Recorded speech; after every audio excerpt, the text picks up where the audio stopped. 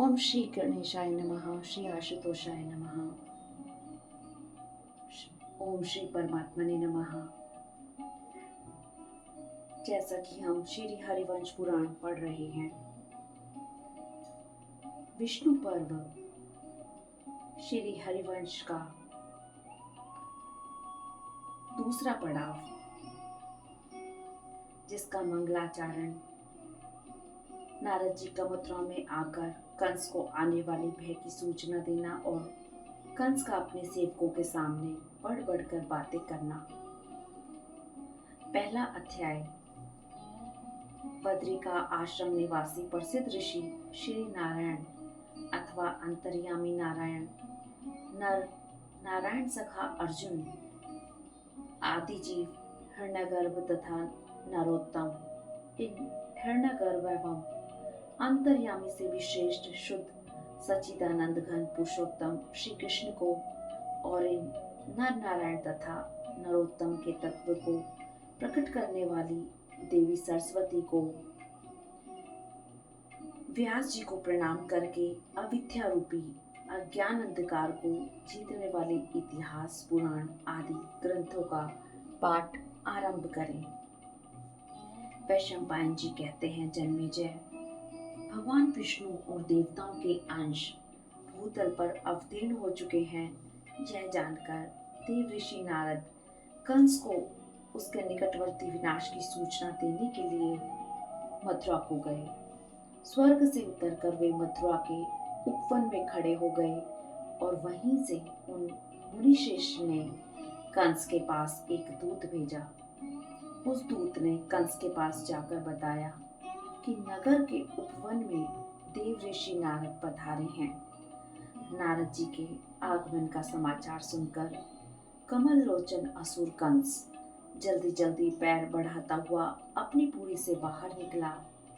उपवन में पहुंचकर उसने वहां अपने स्पृहणीय अतिथि देव ऋषि नारद का दर्शन किया, जो पाप ताप से रहित थे। उनका तेज प्रज्वलित अग्नि के समान जान पड़ता था। वे शरीर से सूर्य के समान दीप्तिमान दिखाई देते थे। कंस ने देव ऋषि को प्रणाम करके उनका विधि पूर्वक पूजन किया।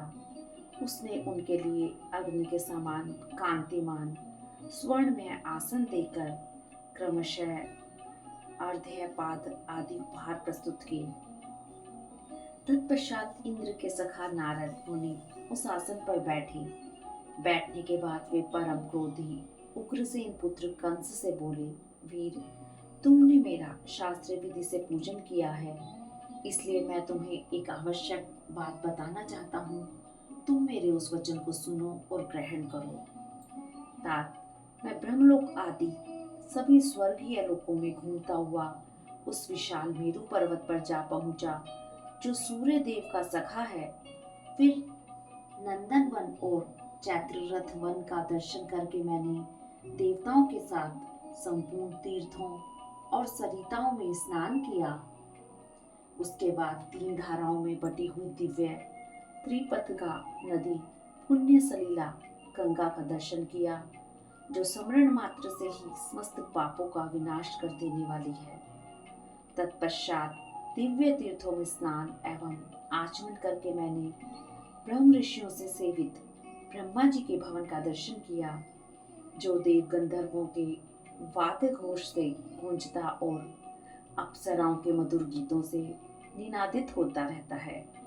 वहां से होकर मैं किसी समय हाथ में वीणा लिए मेरू के शिखर पर विराजमान ब्रह्मा जी की सभा में गया, जहां देवताओं का समाज जुटा हुआ था।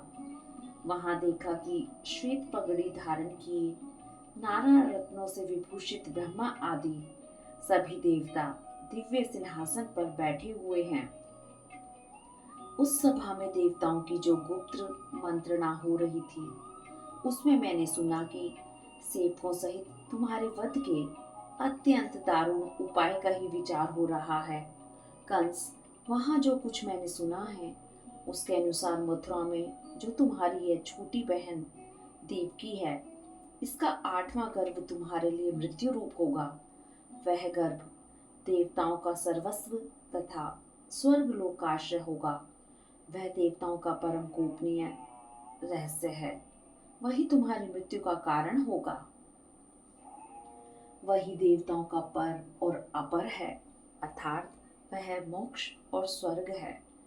वही उन स्वर्गवासियों का स्वयंभू ब्रह्मा है। इसलिए मैं तुमसे कहता हूँ कि वह महान दिव्य भूत है।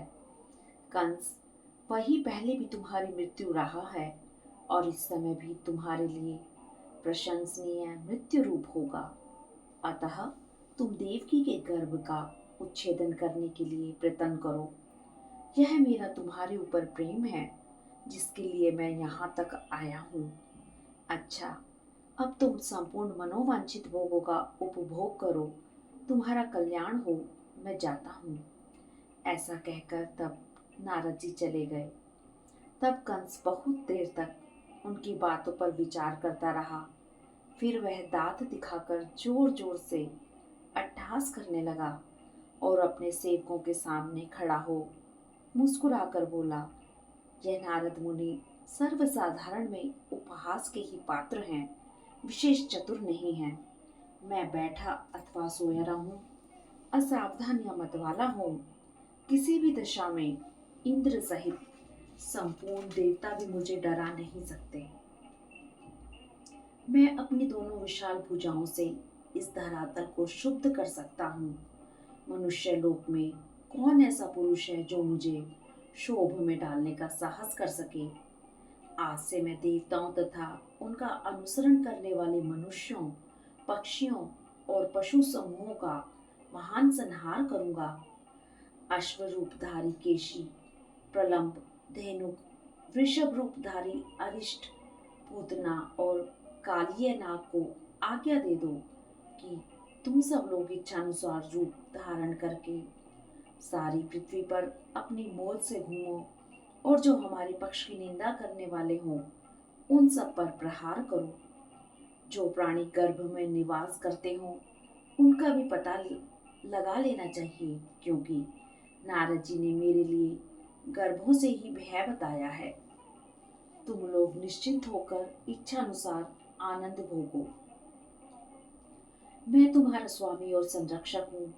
मेरा आश्रय लेकर तुम्हें देवताओं की ओर से कोई भय नहीं है।